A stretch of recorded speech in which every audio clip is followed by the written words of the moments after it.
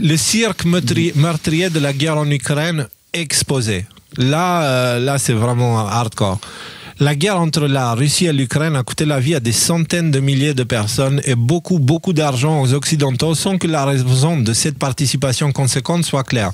Parce qu'on nous parle de guerre et tout ça, mais on nous dit toujours pas pourquoi c'est l'Ukraine. C'est un pays, je veux dire, il y a 14 pays entre nous et l'Ukraine, façon de parler, il y en a moins, mais c'est même pas en Europe, tu vois. Genre, c'est même pas dans l'UE, c'est près de l'Europe géographique partiellement dedans. Je sais même pas. Je comprends pas en fait.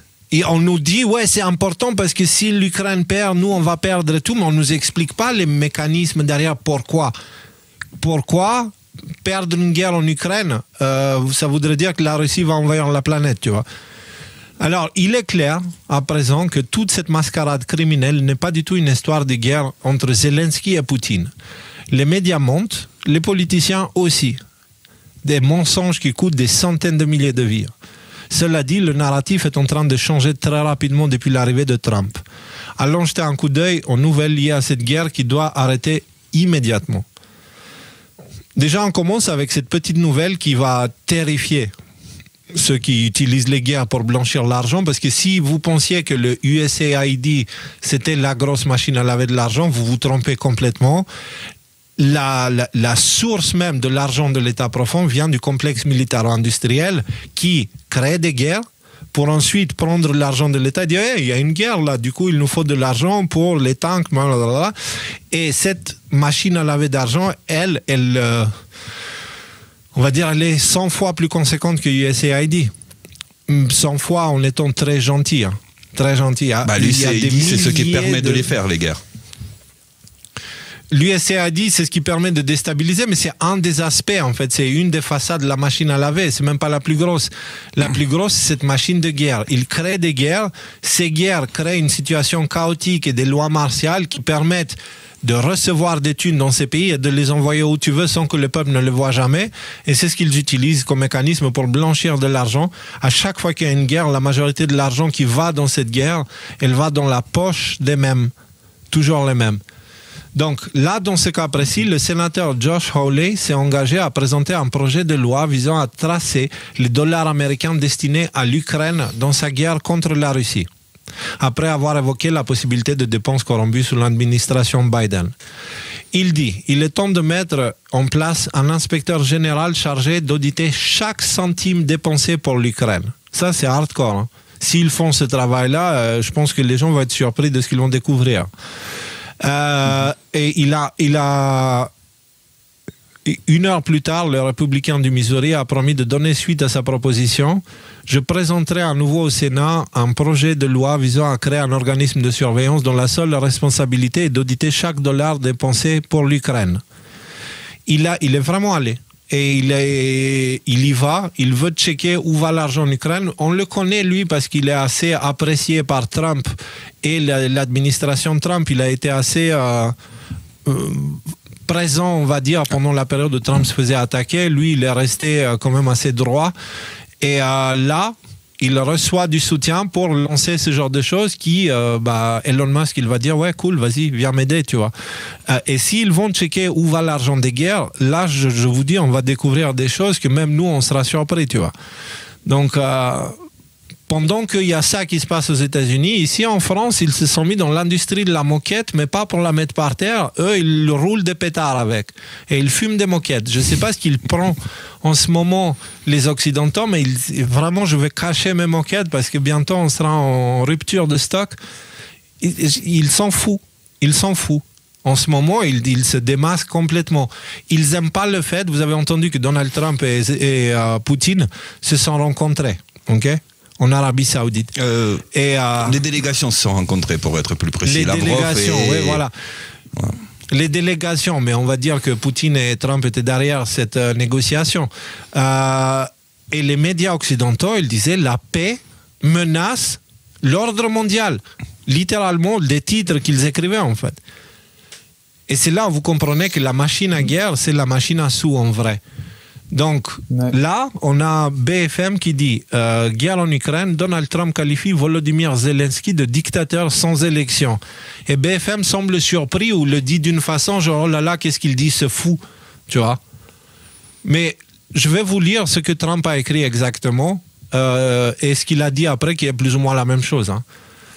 Là, c'est Trump qui s'exprime. Pensez-y, un humoriste au succès modeste. Donc déjà, il attaque l'humoriste parce que bon, jouer du piano avec sa bite, excusez-moi, mais bon. On l'avait en France, tu vois, Manu Labitas, comment il s'appelle, là, le cas d'Olivier. On l'avait bien avant. Ouais, voilà. Donc, pensez-y, un humoriste au succès modeste. Volodymyr Zelensky a convaincu les États-Unis d'Amérique de dépenser 350 milliards de dollars pour entrer dans une guerre qui ne pouvait pas être gagnée, qui n'a jamais dû commencer. Ça, c'est important, qu'il n'aurait pas pu gagner. Donc, pourquoi se battre, pourquoi dépenser tout cet argent? Parce que cet argent n'allait pas à la guerre. Et vous allez voir plus tard pourquoi. Là, en ce moment, le complot est en galère de thunes. Là. Mais une guerre que lui, sans les États-Unis et Trump, ne sera jamais en mesure de régler, Zelensky. Les États-Unis ont dépensé 200 milliards de dollars de plus que l'Europe. Et là, il dit un truc intéressant. L'argent de l'Europe est garanti. Ça veut dire quoi, l'argent de l'Europe est garanti? Et alors qu'il dit l'argent des États-Unis ne récupéreront rien. Enfin, alors que ça veut dire quoi ça? Ça veut dire concrètement que tout l'argent que l'Europe envoie en Ukraine, ils vont recevoir quelque chose en échange. Ce n'est pas de l'argent donné pour aider qui que ce soit, ils sont en train d'acheter le pays, littéralement. Bah, okay. Ils avaient déjà les aides qu'ils ont garanties l'Europe, la plupart de ces aides, ils étaient faites sous forme de prêts. Voilà. Après, quels sont les mécanismes pour le garantir, ça, je ne sais pas trop. En fait, c'est comme ils vont acheter, ils vont envahir les pays par la dette. Donc là, l'Ukraine est envahie par la dette parce que l'Europe a acheté l'Ukraine. Ils ont fait la même chose avec la Grèce à l'époque, quand la Grèce était surendettée. Donc ça, c'est important à noter que l'Europe, ce qu'elle fait, elle ne le fait pas où on va aider les Ukrainiens parce que vous comprenez, machin, machin. Non, pas du tout. Elle va le faire pour acheter le pays. C'est toujours de la corruption, toujours de la manipulation par des gens sans âme, sans morale, sans des animaux. Mais non, même pas des animaux. Je sais pas, je connais des cafards plus intègres, même des asticots. Donc, alors, pourquoi Joe Biden n'a-t-il pas demandé une péréquation dans la mesure où cette guerre est bien plus importante pour l'Europe qu'elle ne l'est pour nous? Nous avons un grand et bel océan en guise de séparation. En outre, Zelensky admet que la moitié de l'argent que nous lui avons envoyé est manquante. Il refuse d'organiser des élections et est très bas dans les sondages ukrainiens. Dictateur sans élection, Zelensky a intérêt à agir vite, sinon il ne lui restera plus de pays. J'aime l'Ukraine, je lis le plus important. J'aime l'Ukraine, mais Zelensky a fait un travail terrible. Son pays est brisé et des millions de personnes sont mortes inutilement. Et cela continue. Et là, il parle de sondage. Donc, Zelensky, dans les sondages, il a a priori 4 ou 5%, pas plus. Selon les sondages américains, oui. Voilà. Il a fermé. Il n'y a pas d'élection en Ukraine. Là, les gars, s'il y a un de vous qui a un téléphone ou un truc qui fait des notifications, coupez-le, s'il vous plaît. Il a annulé les élections. Il n'y a pas d'élection en Ukraine. Et il a aboli le christianisme orthodoxe, hein, il a attaqué l'orthodoxie chrétienne en Ukraine et il a aussi pris le contrôle total des médias, on va dire. Donc,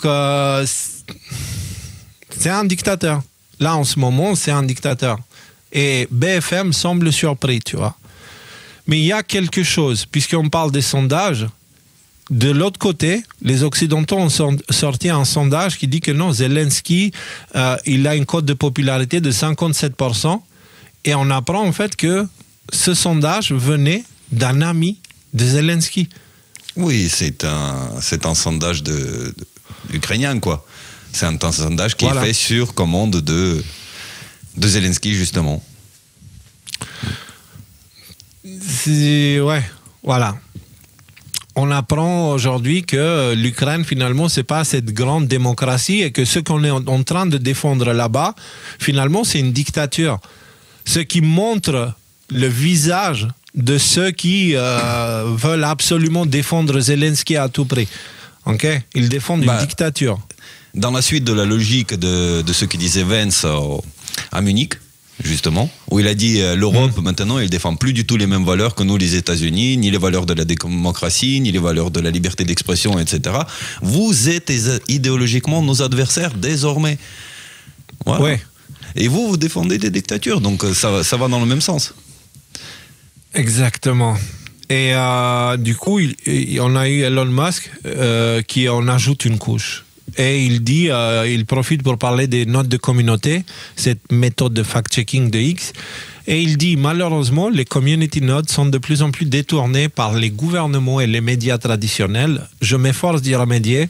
Il devrait être tout à fait évident qu'un sondage contrôlé par Zelensky sur sa propre approbation n'est pas crédible. Si Zelensky était réellement aimé par le peuple ukrainien, il organiserait des élections. Il sait qu'il perdrait haut la main, bien qu'il ait pris le contrôle de tous les médias ukrainiens. C'est pourquoi il a annulé les élections. Je mets Zelensky au défi d'organiser des élections et de réfuter cette affirmation. Donc, Musk, il y va et il y a ce consensus où tu as tout le monde d'un coup qui pousse pour des élections en Ukraine. Là, on a Donald Trump qui dit, vraiment franco, il dit « Nous sommes dans une situation où il n'y a pas eu d'élection en Ukraine, où il y a la loi martiale, où le dirigeant de l'Ukraine, il a une cote de popularité de 4%, et que le pays, la majorité du pays a été réduite en miettes. » Et les journalistes autour, ils ont dit « Ah, mais ça, c'est le narratif russe, vous êtes pro-russe et tout. » Et ce à quoi Trump a répondu, ce n'est pas une demande de la Russie, cette histoire d'élection, c'est quelque chose qui vient de moi et de beaucoup d'autres pays. Donc, voilà.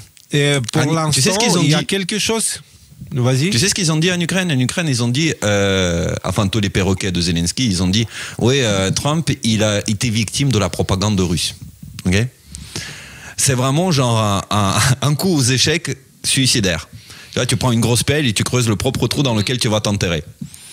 Et d'ailleurs, vous vous souvenez le fait que Zelensky, il avait promis, il a dit, ouais, on a des terres à exploiter aux États-Unis et tout, Lindsey Graham, il a parlé à Lindsey Graham de ça, après il a parlé à Trump, et Trump, il lui a retourné le truc, il a dit, ouais, mais on va prendre tout ça en remboursement de ce qu'on vous a déjà donné.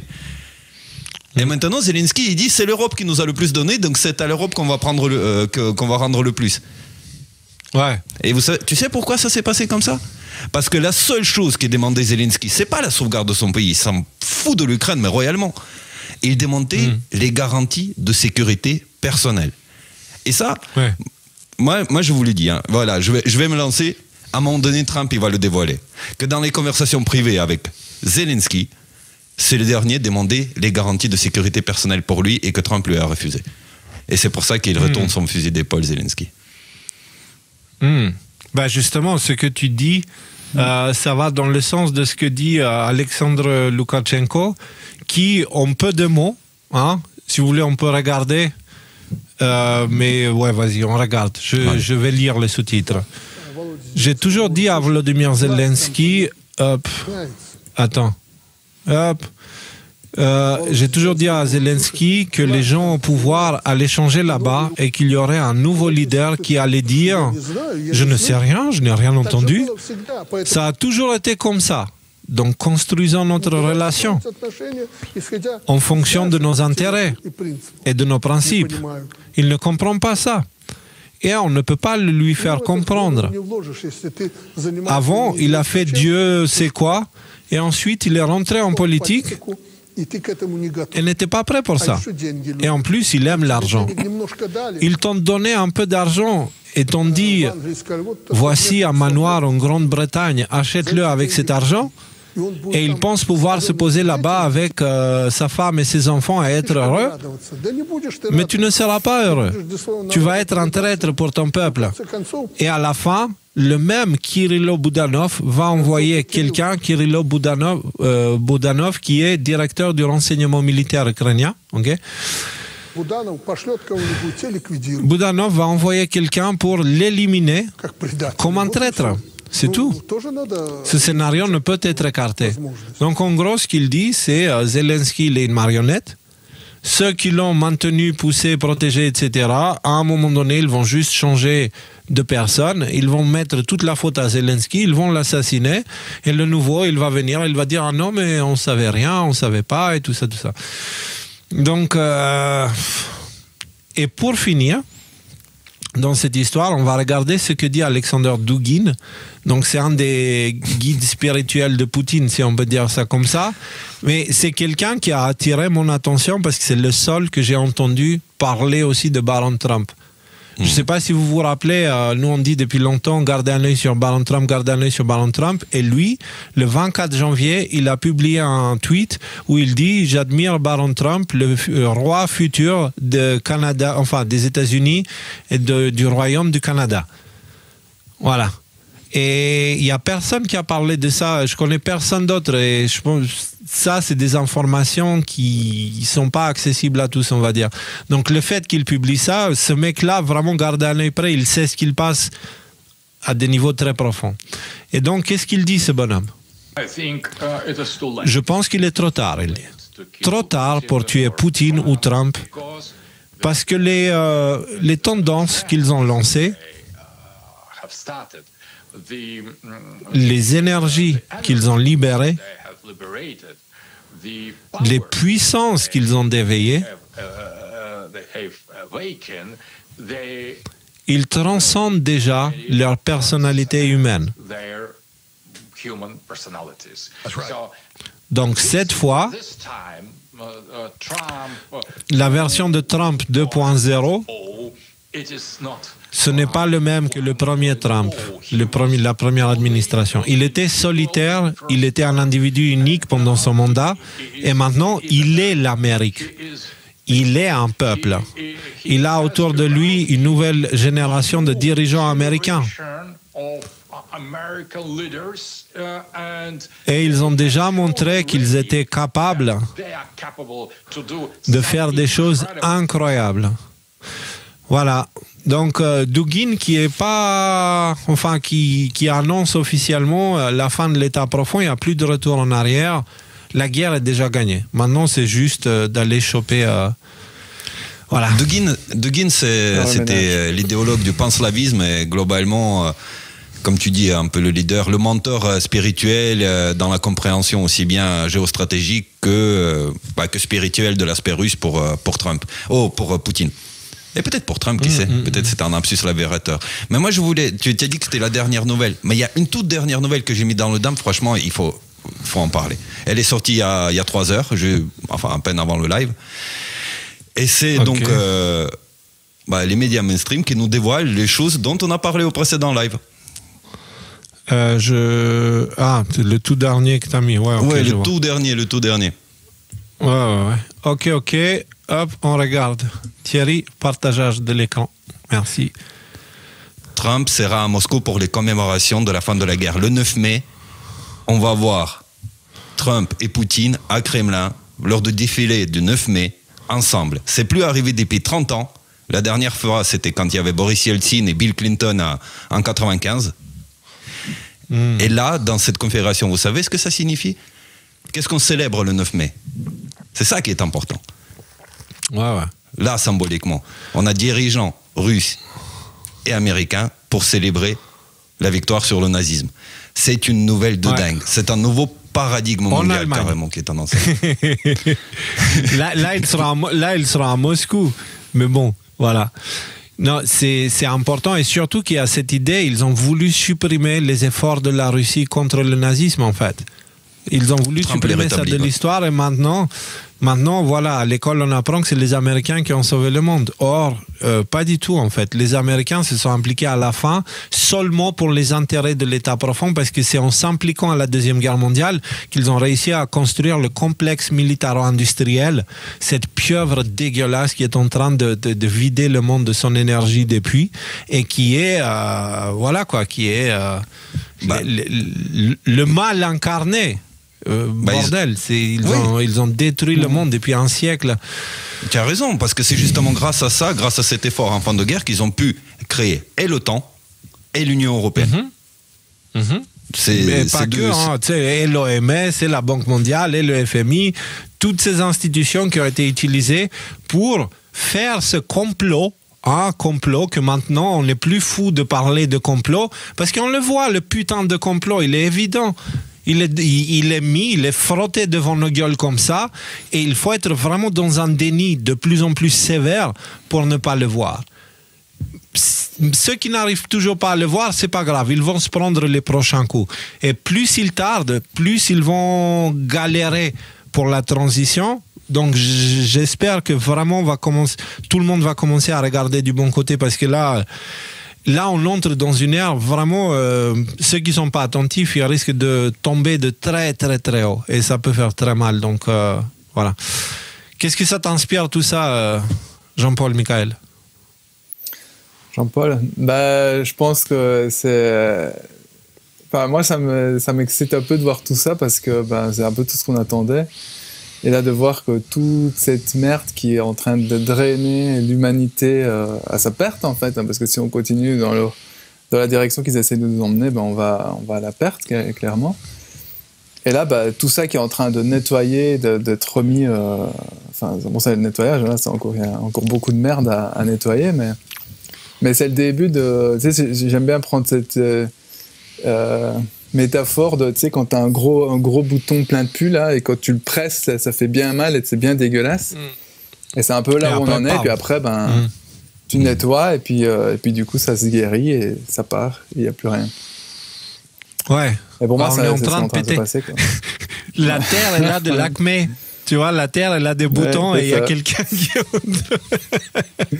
C'est ça. Voilà, exactement. super. Ouais. Mais en tout cas, la vérité, elle a pris l'escalier, mais voilà, elle arrive sur le toit de l'immeuble. Voilà, maintenant. Voilà, ouais, là, ouais, clairement. Parce que justement, la prochaine nouvelle, Thierry Partageage, Kash Patel, directeur du FBI, c'est officiel. Les déclassifications vont commencer. J'ai un tweet que j'ai pas mis là-dedans, et j'ai carrément, tu sais, j'aime bien voir ce genre de choses, parce que ça montre, ça concrétise un petit peu tout ça. Hop, regardez un petit peu cette... Breaking, la task force sur les déclassifications des secrets fédéraux. Ok, c'est la task force. Ils ont mis une task force. On a vu la semaine dernière que Anna Paulina Luna, c'est elle qui va gérer tout ça, et vous avez les autres personnes en dessous qui vont s'occuper. Donc vous avez carrément une task force qui est dédiée à la déclassification de dossiers sensibles qui sont sensibles pour l'État profond, et qui sont des dossiers qu'il faut absolument sortir aux yeux du grand public. Parce que c'est des dossiers où ils cachent les magouilles de l'État profond, ils cachent des magouilles de corruption, de criminels, de plein de choses affreuses. Et là, c'est vraiment le gouvernement. Hein. C'est un Oversight Committee, c'est un truc du gouvernement. Voilà. C'est juste, on n'est plus dans les annonces, on est dans c'est en train de se faire.